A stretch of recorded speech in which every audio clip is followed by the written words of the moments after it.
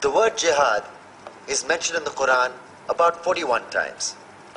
The words mercy, peace, and compassion are mentioned about 355 times. Yes, come in. Come on in, Riaz. Sit down, please. Contrary to popular belief in most Western cultures, Islam is a religion that preaches peace and tolerance. Yes, Patricia.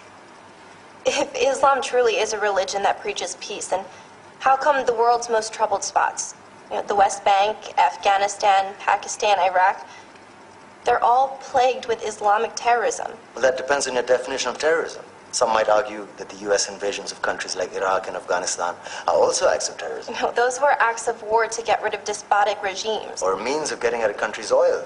Conspiracy theories. Well, May I? Yes, please. Go ahead, Riaz. Mr. Khan is right. I mean, if we're talking about terrorists, the world's biggest terrorists are the white superpowers. Come on now. No, really, stop and think about it. Explain 9/11. Okay. Do you know how many people died in the Twin Towers strike? Around 3,000. And do you have any idea how many people died in the bombing of Afghanistan? Take a wild guess.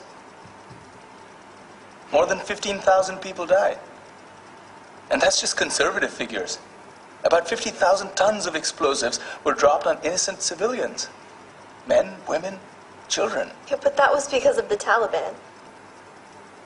Now that you brought it up, did you know that the Taliban was a creation of the CIA to fight the Russians? Whatever. They were still harboring terrorists. Yeah, right. Terrorists that were never found.